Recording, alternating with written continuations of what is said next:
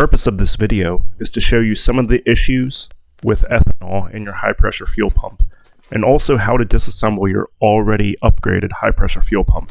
Mine in particular is using the Vortex internals. The tools that you'll need for disassembly include the bearing puller kit, the high pressure fuel pump disassembly tool. This typically comes with your Vortex internals, and then also some solvents like brake cleaner and Goo Gone, and then some lubricants including engine oil, a wrench, and finally your ratcheting clamps. There's 1,000 videos on the internet showing how to take apart your high pressure fuel pump and add in the aftermarket internals, but instead I want to show you how to take apart your high pressure fuel pump that's already been upgraded.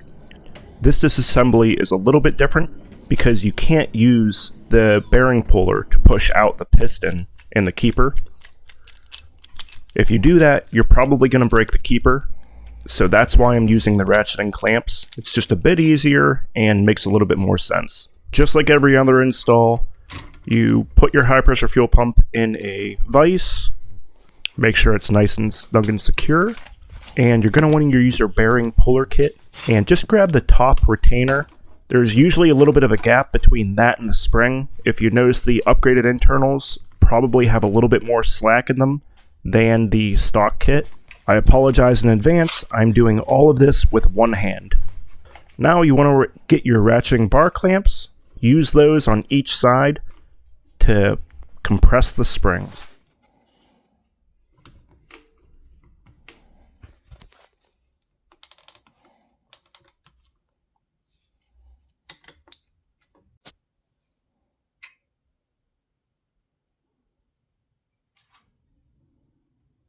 Once the spring is compressed, you can use a magnet to pull out the keepers.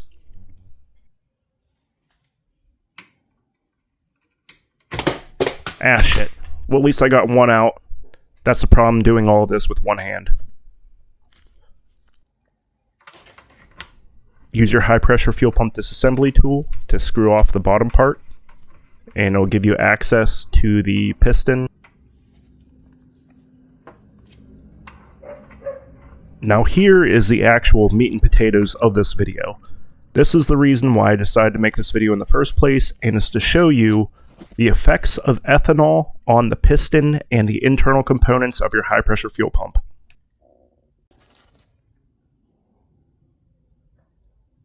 You can see it leaves behind this tacky residue. The best way I can actually describe this is whenever you pull a sticker off, it leaves all the residue behind from the sticker. That's exactly what is all over the inside of my high pressure fuel pump. I'm guessing it's from the preservatives and conditioners that ethanol uses during the wintertime. I'm also guessing that's more of an issue for us living in the Northeast versus other people living in California.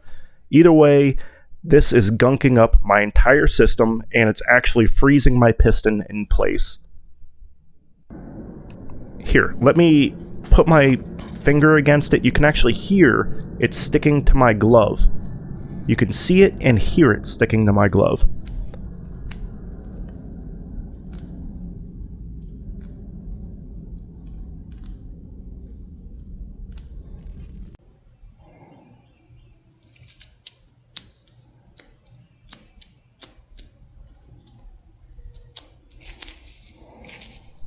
You can see it's all over all of the internal components. They're all sticky, they're all tacky, and that's the main issue with ethanol, and especially running ethanol for an extended period of time.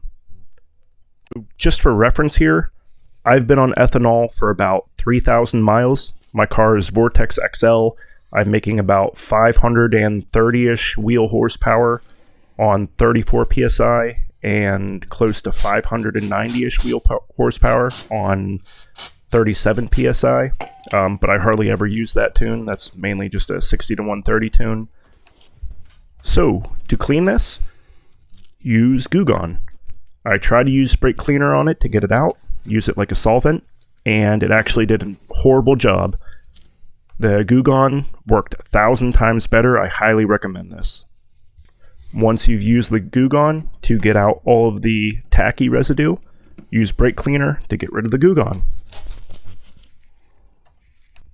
Make sure everything's nice and dry, and the final step in the reassembly process is lubrication.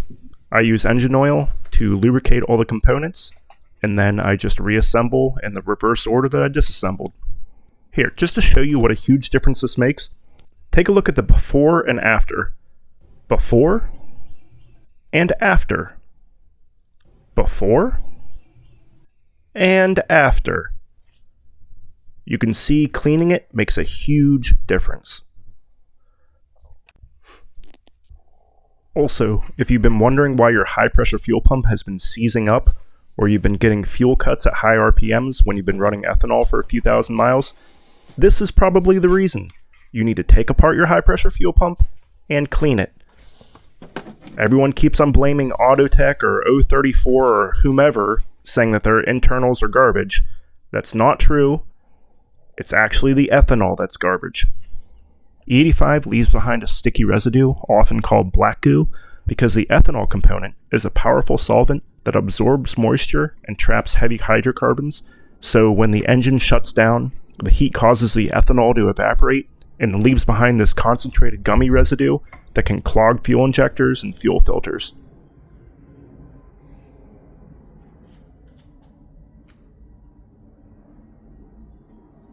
Just to really drive this point home, I happen to have my hands on a high pressure fuel pump that had 90,000 miles on it, and almost all of those miles were on 93 octane. Here's me disassembling and taking a look at a 90,000 mile high pressure fuel pump, and I wanted to show you the cleanliness of the internals versus mine. Here it is taken apart, and yeah, it looks really dirty.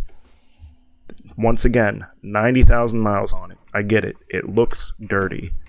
But for the actual internal components themselves, they look clean as a whistle compared to mine. In conclusion, the things you can do to mitigate this tacky residue include running a fuel stabilizer, avoiding long-term storage of E85, and finally running 93 octane through your tank every few thousand miles.